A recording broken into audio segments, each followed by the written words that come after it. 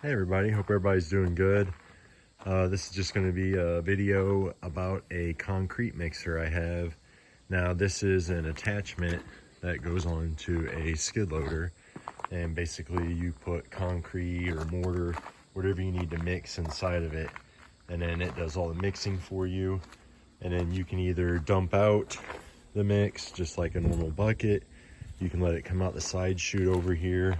It has a little lever on it, or it also has this center chute that's controlled hydraulically on the bottom. So if you're thinking about getting one of these, I'll tell you everything I know. I've got some good practice using it. So first of all, there's a few different brands out there. The only one I could find around where I live that was cheaper than this model was like a Wolverine. But I ended up going with this one. These ones run anywhere from like $2,000 to $4,000. This one is a third of a yard capacity, so you can mix a third of a yard. That comes out to be roughly, maybe somewhere around 18 to 20 bags, 60-pound bags of concrete. So I'll go over, the benefits, where this would be a possible good situation to use this, and where I think you have false expectations if you're thinking to use it for other things. So first of all, it does a good job mixing. You really need two people. You need a person inside the cab working the hydraulics, mixing, and then one person with the water mixing. That way you can make a nice consistent blend. Now there is different manufacturers.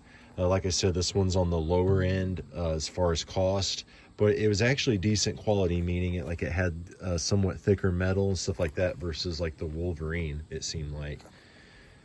So if you're wanting to use this to do like a small job, let's say 1 to 3 yards, I think this is a good situation for this. If you're wanting to do something smaller than that, the thing is you're going to have waste. So you can see from my concrete pours how much waste I'm accumulating. So let's just say you're going to do 1/3 of a yard. You're probably, out of your, say, 20 bags of concrete you can maximum fill in here, you're probably going to waste like 2 bags of concrete just making that small amount. Now if you made, let's say, 10 yards, you're still only going to waste about that same amount minus what you spill. It's just that whenever you do your clean out, like for instance, when I was doing my mortar, I was having a lot of waste, because first of all, mortar wants to stick to the outside, so you just have a lot more waste anyways. And then I wasn't making large batches, so I was probably wasting like half my mortar doing small batches in this thing. Really, if you're not going to do at least one full batch, it's almost there's too much clean out and waste involved to make it worth it. Now if you're not worried about the extra costs or the waste, you're just going to go pour this in your driveway because you need some gravel in your driveway anyways, well, there you go. It's not a big deal. So if you're wanting to do an excessively large pour, now if you're just mixing bags of concrete or scooping it up, because you can also scoop it up, that's kind of one of the things it's designed for. Like you could scoop up your sand, you could dump in your pea gravel, and then you can mix in like your Portland cement. You could do it that way. And if you're just mixing a bunch of concrete and then just dumping it into a form where you have easy access, it's just mixing and dumping, I still think this is a good option. You could possibly save money, especially if you're mixing your own concrete. Now if you're using bags of concrete, you're not going to save that much money, depending on the actual amount you're actually mixing. There may be some cases where it is cost beneficial, but you'll be surprised that the bags of concrete a lot of times cost more than at your local concrete place. But if you're mixing yourself, which I want to start getting into, I've just barely kind of messed around with, you can save money by mixing your own concrete. So here's where the port is in the center, and it's made, basically it has a 7-inch pipe that you can hook onto the bottom of it. I haven't had a chance to use that. I've used this port to dump into a chute, but I haven't actually, there's the chute. I haven't actually dumped it through the hose yet, and I have used the side chute. and this work fine. It doesn't get it all out. So you kind of got to shake your bucket and wiggle around. I wish there was a little better tolerances with the auger. And then as you can see over here, so I ran this, I actually did quite a few yards with this yesterday, somewhere between probably 9 and 11 yards yesterday. And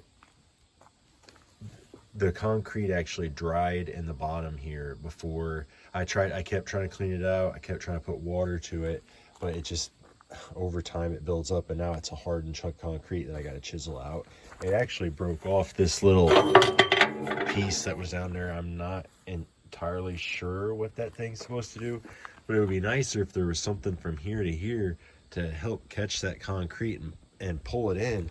Because let's say you mix 20 bags of concrete, you might bring back with you, you're probably bringing back with you like 3 or 4 bags of concrete if you don't shake it out real well.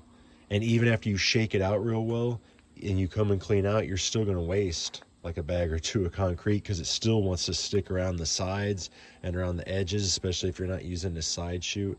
It wants to stick around the sides. So there is some waste, but there is some benefits. So I just wanted to share that with everyone. I ended up going with this particular brand. It's called Landhonor.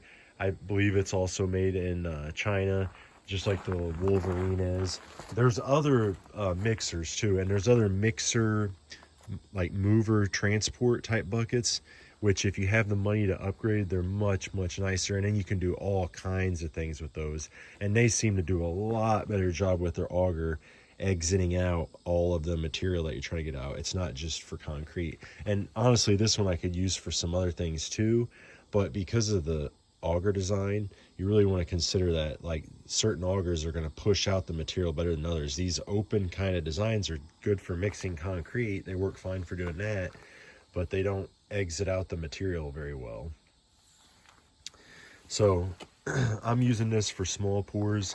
If I have a large pour that I have easy access to, sure, I'll mix some concrete and dump it into form and save some money and not have to, you know, mess with scheduling a concrete truck and seeing if they have access to get out to wherever I'm going. With this, on the farm, I'll be able to take this to like washouts and stuff, you know, particularly pesky places that wash out a lot. I can throw down some riprap, throw a few bags in here, slop some concrete on top of it, and now I got a good, you know, prevention against that washout opening up again. The concrete will help, you know, hold the rocks together. I took off this grate here. It opens and closes, but it did have bolts, one on each side. So I took those off because I have to chisel out this mess from yesterday. I'm wanting to look into finding a way to do something where at least it'll hit that concrete and kind of mix it up a little bit. And then I think I'm going to put pins in instead of bolts. So that way when I'm doing my clean out, I can just flip that back and then reach down in there. Because last night, if I would have had like a screwdriver and I could have reached my hand in there, I probably could have cleaned it out, but it was kind of late at night, so it ended up drying hard as a rock, or hard as concrete, I guess you'd say. So with that, hope this helps some people that are looking at concrete mixers. Got any questions, put them below. With that, hope everyone has a great day, and I'll talk to everyone later.